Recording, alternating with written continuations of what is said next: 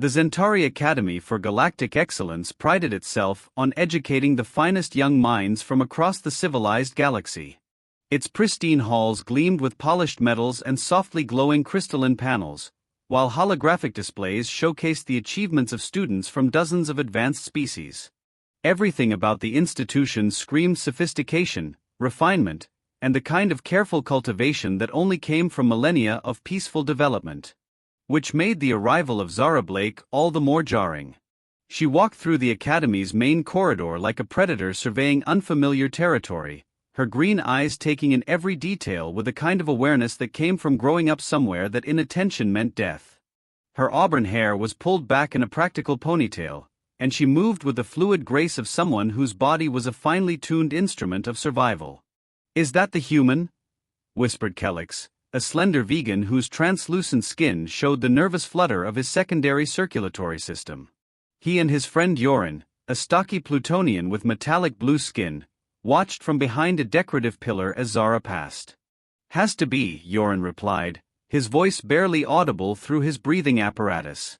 "Look at those muscle fibers. You can actually see them moving under her skin."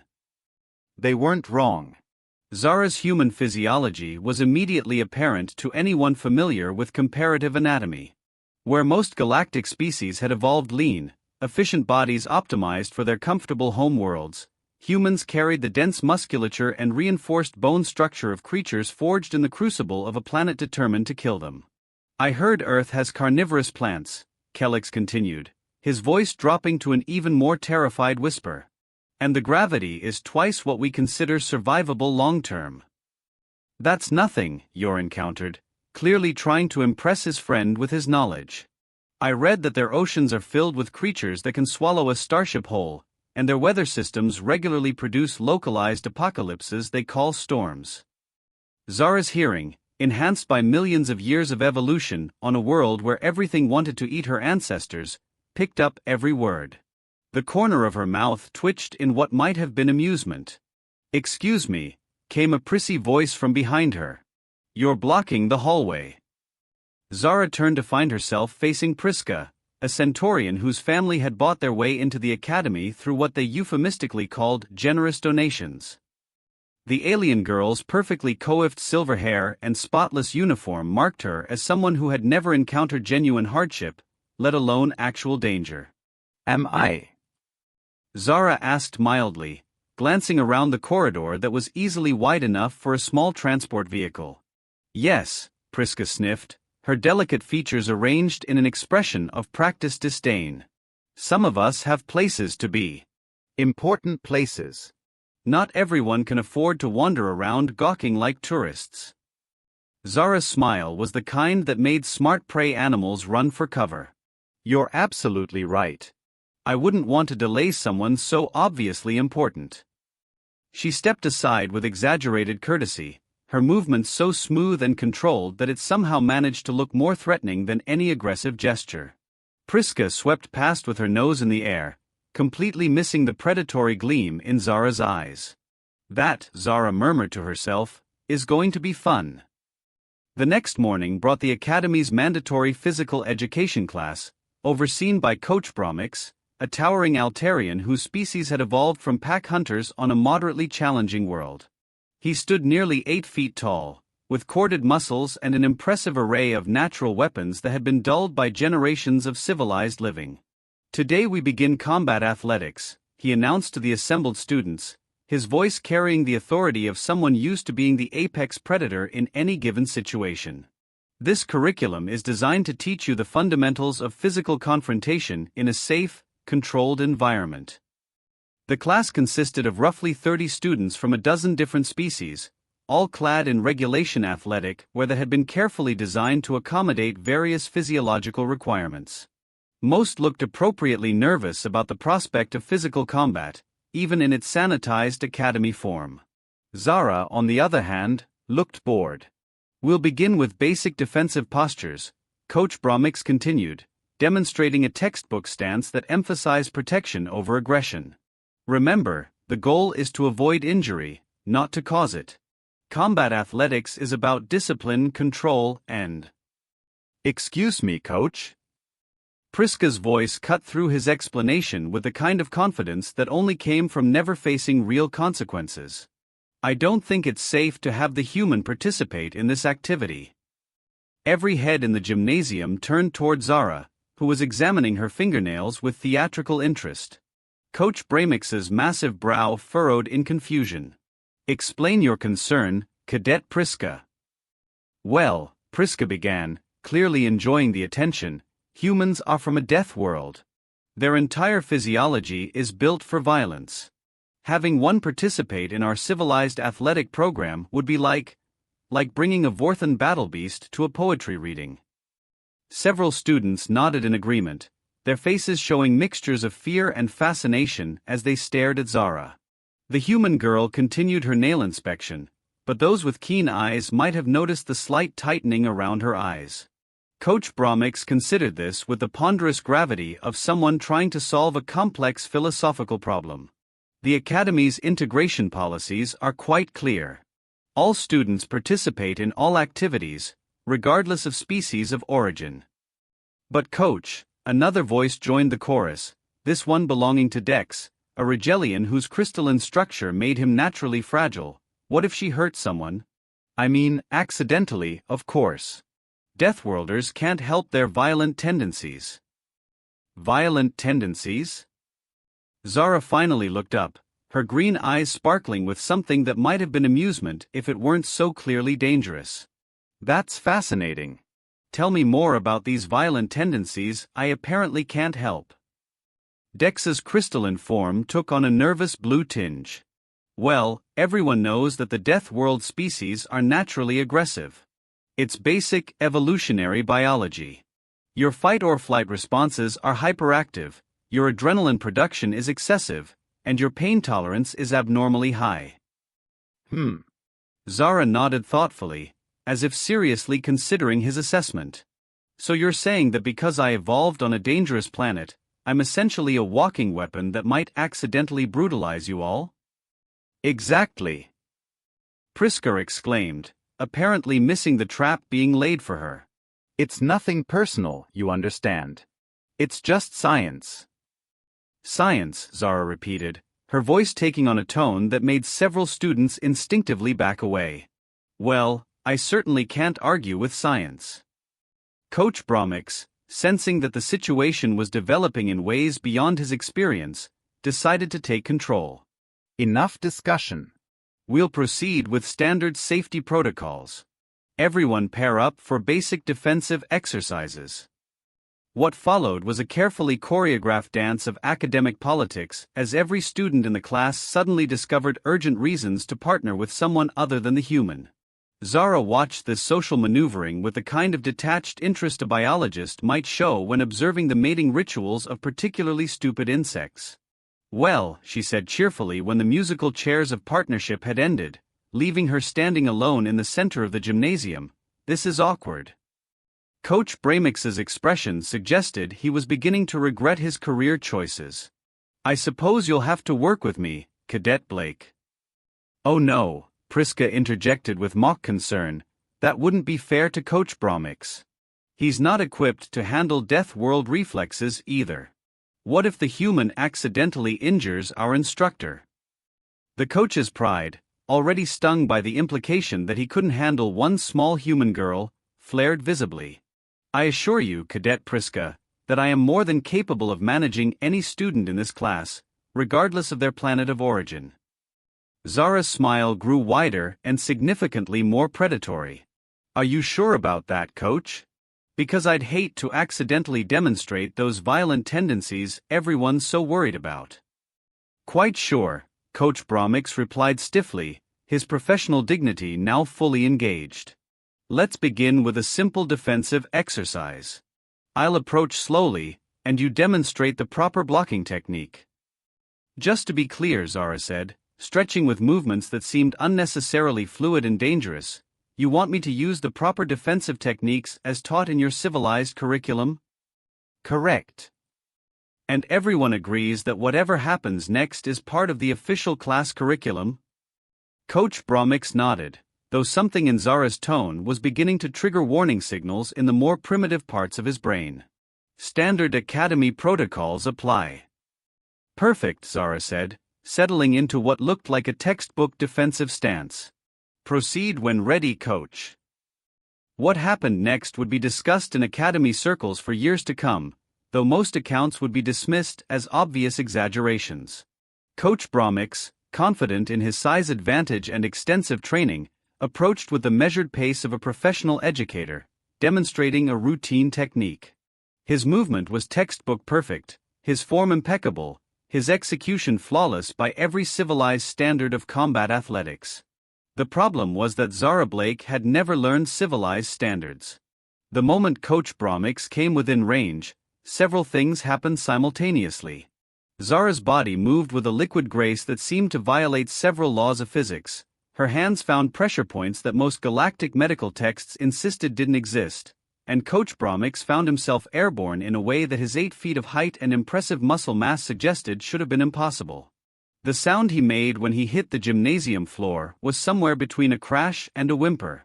"Oops," Zara said conversationally, looking down at her instructor, who was currently discovering that Altarian dignity didn't provide much cushioning against regulation gymnasium flooring. "I think I may have used the wrong defensive technique."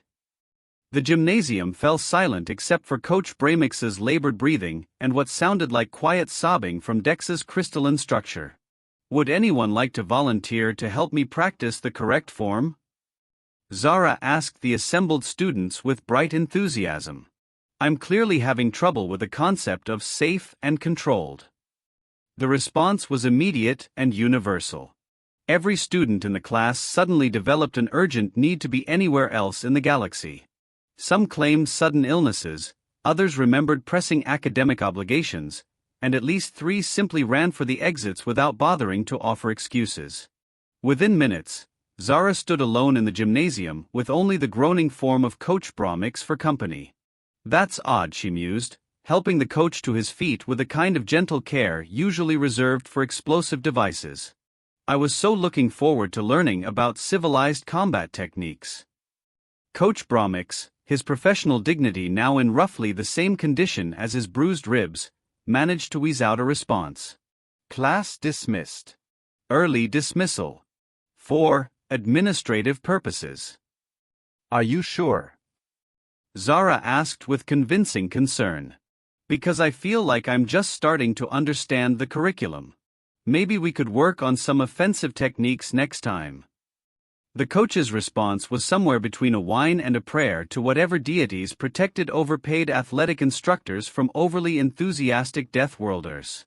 As Zara gathered her things and headed for the locker room, she passed a group of students huddled near the gymnasium entrance, their voices carrying the kind of whispered intensity usually reserved for discussions of natural disasters or incurable diseases. "Did you see how fast she moved? That wasn't human. That was something else. I heard that Deathworlders don't actually feel pain the same way we do. My cousin says humans used to hunt animals that weighed 10 times what they do, just for entertainment." Zara paused in the doorway, turning back to address her classmates with a smile that was all teeth and absolutely no warmth. "You know," she said conversationally, "tomorrow's class is supposed to cover offensive techniques." The hallway cleared faster than if someone had announced a core breach in the station's main reactor. Alone again, Zara's predatory smile softened into something that might almost have been genuine amusement. Growing up on Earth had taught her many valuable lessons, but perhaps the most important was that reputation was often more effective than actual violence. After all, why bother breaking bones when you could break spirits instead? And judging by the terrified whispers echoing through the academy corridors, her reputation was off to an excellent start. News of Coach Bramix's humiliation spread through the Zentari Academy like a particularly virulent strain of gossip, mutating and growing more dramatic with each retelling. By the time the story reached the administration offices, Zara Blake had apparently single-handedly demolished half the gymnasium while laughing maniacally and demanding more victims for her insatiable bloodlust. Dean Nexler, a distinguished Arcturian whose species had evolved from peaceful herbivores, sat behind his crystalline desk reading incident reports with the kind of expression usually reserved for reviewing casualty lists from major wars. His delicate features, normally composed in scholarly serenity, had taken on the haggard look of someone discovering that their comfortable worldview was about to be violently recalibrated. "Let me understand this correctly," he said to his assistant, a nervous Centaurian named Quilks whose hands hadn't stopped shaking since delivering the reports. "A single human student defeated our head of physical education, who happens to be a trained Altarian combat specialist, using techniques she described as defensive?" "Yes, Dean Nexler," Quilks replied, his voice barely above a whisper. And according to multiple witness statements, she seemed genuinely surprised by the result. Dean Nexler's headache was rapidly approaching the level that would require medical intervention. Surprised. Several students reported that she apologized for using the wrong technique and offered to help Coach Bromix practice the correct form. The dean closed his eyes and tried to remember why he'd thought accepting the Academy's first human student was a progressive and enlightened decision. Where is Coach Bromix now? Medical bay. The doctors say he should make a full recovery, but he's requested an immediate transfer to the theoretical physics department. Theoretical physics? Apparently, he believes it will be safer than continuing in physical education. Dean Nexler stood and walked to his office window, gazing out at the Academy's perfectly manicured grounds where students from across the galaxy pursued their studies in blissful ignorance of the chaos brewing in the administrative offices. And the human? Blake. She attended her afternoon classes as scheduled. Her professors report that she was polite, attentive, and showed no signs of aggressive behavior whatsoever. Which, somehow, made the whole situation infinitely more disturbing. 3 floors below, Zara Blake was indeed attending her advanced galactic literature class with the kind of focused attention that her professor, Dr. Yendis, found both gratifying and slightly unnerving.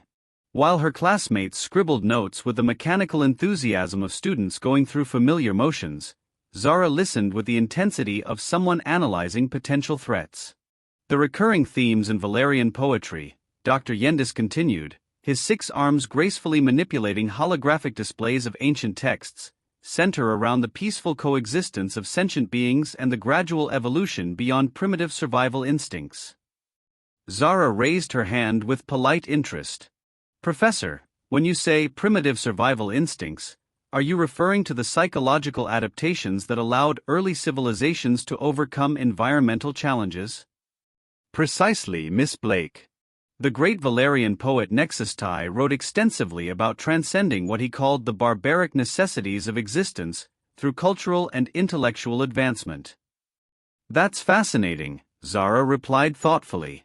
"I'm curious about the assumption that survival instincts are inherently barbaric. On Earth, we tend to view them as the foundation of all higher achievement." The classroom grew noticeably quieter as her classmates turned to stare at her with the kind of morbid fascination usually reserved for dangerous animals in zoo exhibits. Dr. Yendis, eager to encourage intellectual discourse, leaned forward with scholarly enthusiasm. "Please elaborate on that perspective, Miss Blake." "Well," Zara said, settling back in her chair with the relaxed posture of someone perfectly comfortable being the center of attention, the ability to assess threats, adapt to hostile environments, and overcome seemingly impossible challenges isn't really separate from intellectual development. It's what makes intellectual development possible in the first place. "But surely," interjected Priska, who had apparently decided that yesterday's humiliation in the hallway required some form of academic revenge, "you're not suggesting that primitive violence is somehow superior to civilized discourse?" Zara's smile was the kind that made smart people check for nearby exits. "Oh no, not superior. Just more honest." The temperature in the classroom seemed to drop several degrees. "More honest how?"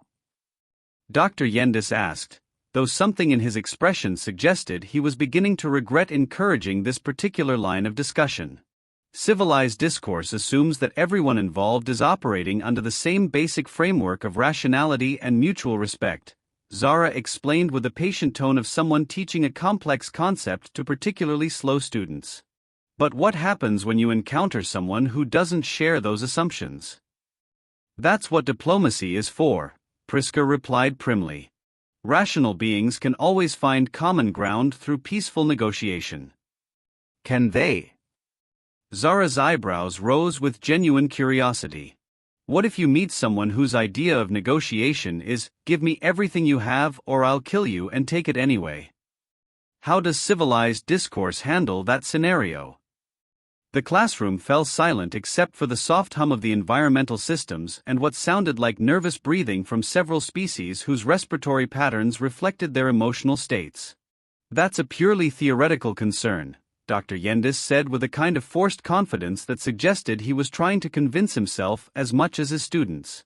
Modern galactic civilization has evolved beyond such primitive interactions. Has it? Zara asked mildly. Because from what I've read about galactic history, most of your civilized species achieved their current peaceful status by either being conquered by someone more violent, or by developing technology that made traditional warfare obsolete. That's not really transcending primitive survival instincts so much as it is finding more sophisticated ways to express them. Priska's face had taken on the kind of purple flush that indicated either severe embarrassment or impending cardiac arrest. That's a completely barbaric way of looking at the world. Just because your species never evolved beyond violence doesn't mean the rest of us are trapped by such limitations. Zara's expression didn't change, but something in the quality of her stillness made every prey instinct in the room start screaming warnings. Never evolved beyond violence? That's an interesting theory. Would you like to test it? Test it how?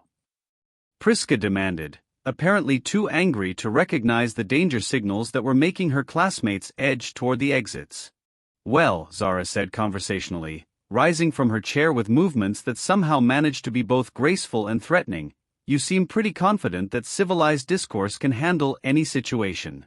So let's create a scenario where someone doesn't want to play by civilized rules and see how your peaceful negotiation skills work out.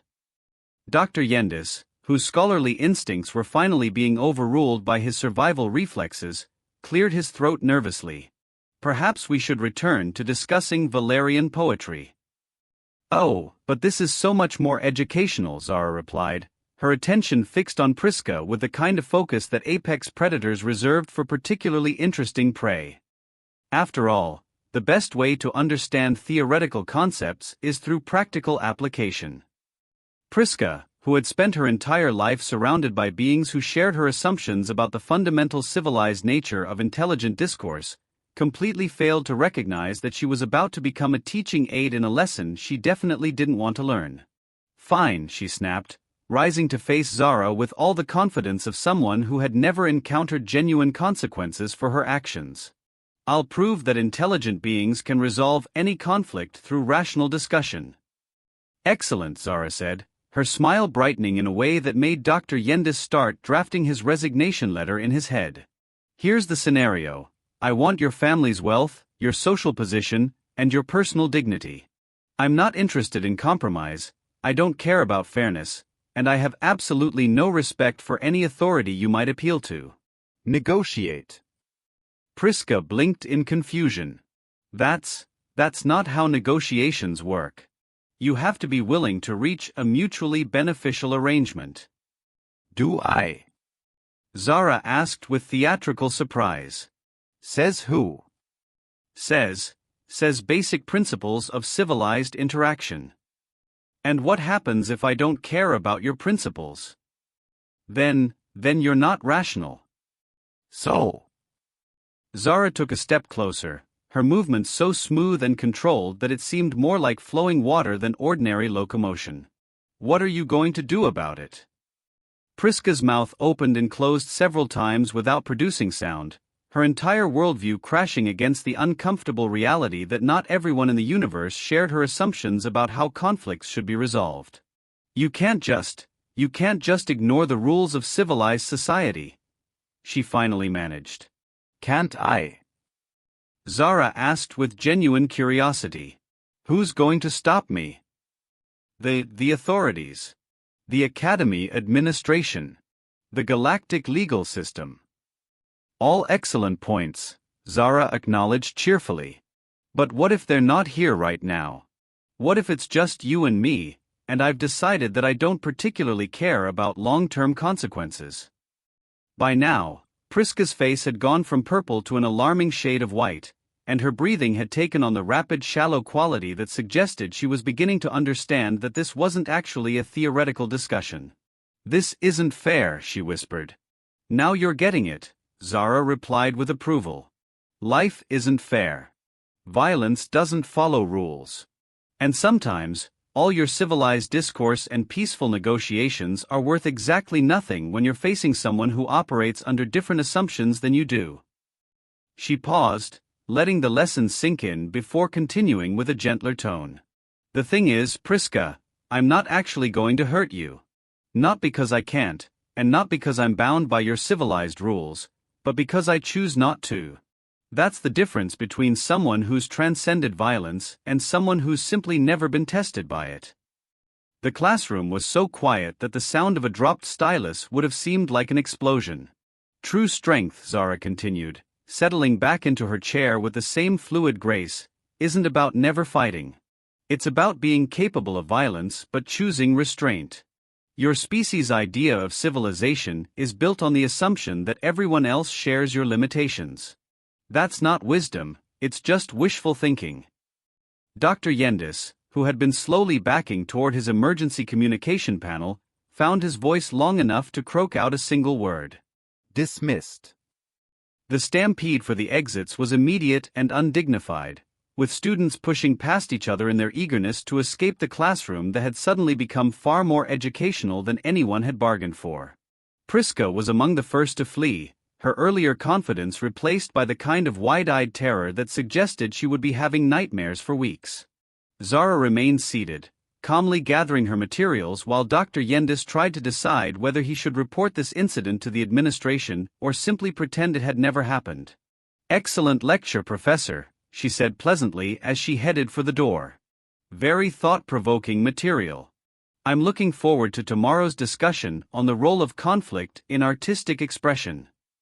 After she left, Dr. Yendis sat alone in his empty classroom, staring at the chair where she'd been sitting and trying to process what had just occurred. In 30 years of teaching, he'd never encountered a student who could dismantle fundamental assumptions about civilization with such casual efficiency. The really disturbing part wasn't that she'd been violent or threatening. It was that she'd been completely logical. Meanwhile, word of the literature class incident was already spreading through the Academy's social networks, merging with the earlier gymnasium story to create a growing legend that had very little to do with facts and everything to do with the collective terror of beings who had suddenly discovered that their safe, predictable world might not be as secure as they'd always assumed. By evening, Zara Blake had become the Academy's most famous student, though not in any way that the admissions department would have wanted to advertise. And in her dormitory room, Zara sat at her desk writing another letter home to Earth, describing her classes and her fellow students with the same cheerful detail that had characterized her previous correspondence. She mentioned that she was making quite an impression on her classmates and that her professors seemed very interested in her unique perspective on galactic civilization. What she didn't mention was that she was barely getting started. After all, tomorrow was a new day, with new classes and new opportunities to demonstrate the fundamental differences between beings who had evolved in safety and those who had been forged in the crucible of a world that never stopped trying to kill them. And if her classmates thought today had been educational, they were going to be absolutely fascinated by what she had planned for the rest of the semester.